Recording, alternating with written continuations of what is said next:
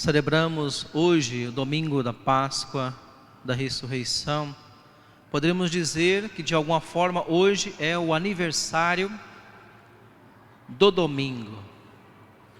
A razão pela qual nós, cristãos católicos, temos o dever de ir à missa e de santificar todos os domingos do ano é justamente por causa do dia de hoje.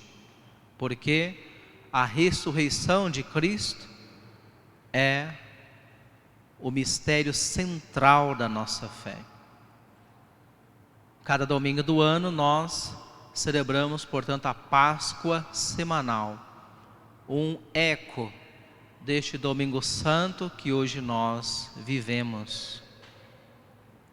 E graças à influência positiva da cultura cristã na sociedade ocidental, nós temos um calendário civil que nos permite santificar o domingo, na maior parte dos casos.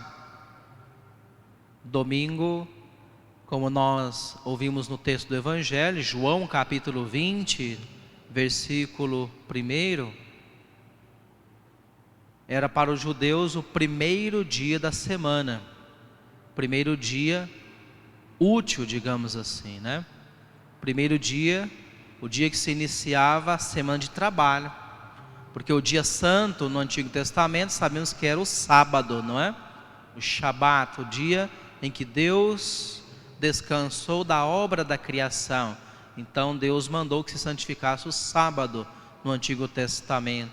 Portanto, o dia depois do sábado era o primeiro dia da semana, dia de trabalho, dia de atividades normais. Jesus escolheu o dia depois do sábado para ressuscitar. E então mudou para nós que somos cristãos, já não é o dia de sábado, o dia de santificação, mas o domingo. Porque é o primeiro dia da semana no sentido de que é o dia da ressurreição do Senhor. Portanto, para nós o primeiro dia útil é o que nós chamamos de segunda-feira, não é? A semana começa, do ponto de vista religioso, na verdade, no domingo. Esse é o primeiro dia, o dia da oração, o dia de santificação, de descanso. E o seguinte, então, é a segunda-feira.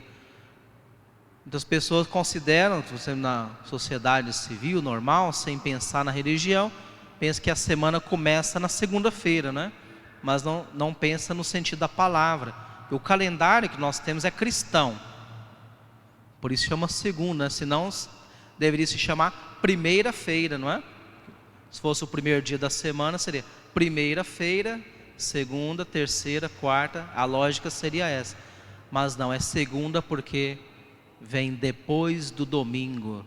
Domingo significa dies dominus, o dia do Senhor, o dia da ressurreição do Senhor. Hoje é, portanto, o aniversário de nascimento do domingo, o dia de santificação, dia de estarmos em união com Deus, porque Cristo ressuscitou de verdade. Cristo está vivo, está presente no meio de nós.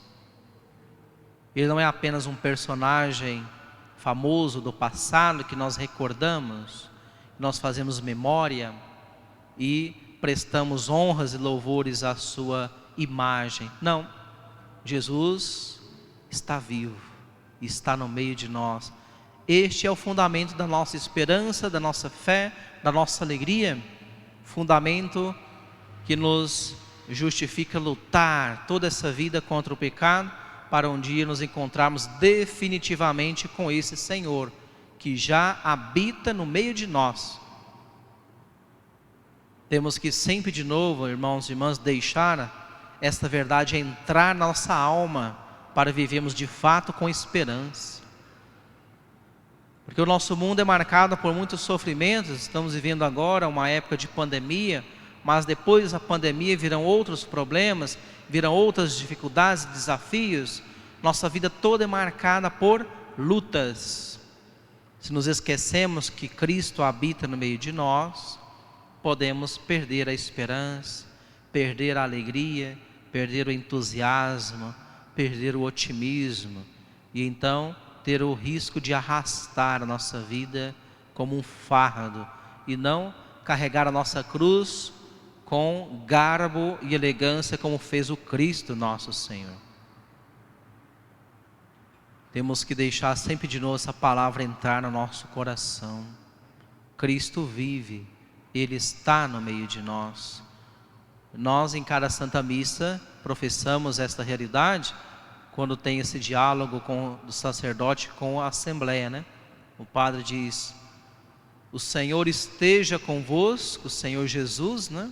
Esteja convosco, e a resposta é: Ele está no meio de nós. Temos que acreditar de verdade, irmãos, nessa palavra, não apenas repetir como um gesto, como uma palavra ritual, mas crer de verdade. Cristo está no meio de nós. Esta é a fonte da alegria dos apóstolos. Na liturgia desse tempo pascal, existe uma antífona em latim que se diz assim, né? Gavis sunt discipuli alleluia viso Domino. Ou seja, os discípulos ficaram muito alegres. Gavis sunt discipuli. Os discípulos ficaram cheios de alegria. Por quê? Qual o motivo dessa alegria? Viso Domino, porque eles viram o Senhor vivo, ressuscitado. Quando os apóstolos, depois da experiência traumática do Calvário, da cruz, da morte de Cristo, da sepultura de Jesus, depois, quando no domingo eles viram Jesus vivo, então a alegria encheu os seus corações. E eles, de homens temerosos, de homens que estavam com medo dos judeus, que estavam cheios de dúvidas, passaram a ser apóstolos intrépidos, valentes, começaram a pregar de maneira pública na sinagoga, nas praças, sem nenhum medo das autoridades judaicas, sem nenhum medo da perseguição, porque aquela alegria de ver Cristo ressuscitado transformou toda a sua vida. E nós também somos chamados a fazer esta experiência. Não podemos viver toda a nossa vida de católicos sem fazer esta experiência pascal concreta. Gavis sunt discipuli alleluia viso Domino. Temos que ver Jesus, ver com os olhos da nossa fé, ver que Jesus está aqui, vivo, ressuscitado, de verdade. Se nós o tratamos apenas como um personagem bonito, respeitável, que nós veneramos, mas que está lá distante, nas alturas, enquanto nós estamos aqui nos avatares deste mundo tão longe dele, nunca seremos verdadeiros discípulos. O que levou os discípulos a fazer a loucura de sair evangelizando no meio de judeus, de pagãos, colocando sua vida em risco, foi porque eles fizeram a experiência da Páscoa. Viso Domino, viram o Senhor. Mas então a gente pode contestar, né, o padre: tá bom, padre, mas porque os discípulos viram mesmo, né? Eles viram com os olhos, assim, Jesus apareceu, tocou neles, comeu peixe com eles e pão, conversou, tocaram nas suas chagas, né? E eu não vi Jesus assim. É verdade, nós não vemos Jesus fisicamente, mas com os olhos da fé nós podemos ver. E Jesus disse: bem-aventurados aqueles que creem sem terem visto. A nossa recompensa será muito maior diante de Deus. Os discípulos precisavam ver Jesus fisicamente ressuscitado, porque eles eram os primeiros que deviam impulsar a igreja nascente, realizar aquela obra descomunal, não é? De fundar, de levar adiante uma igreja fundada no meio do ambiente judaico e rodeado pelo domínio militar pagão. Era uma verdadeira loucura aquilo. 11 homens, né? Judas Iscariotes já havia, né, se enforcado. 11 cidadãos no meio de um monte de judeus bastante zelosos da lei, dominados militarmente pelo Império Romano, que era pagão, politeísta, que era relativista.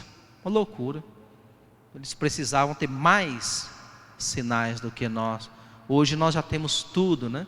Temos os sacramentos consolidados, temos a doutrina da igreja, temos o magistério, temos esta estela de milhares de homens e mulheres santos que vieram antes de nós, hoje estão canonizados e são exemplo de que viver o cristianismo em profundidade é possível.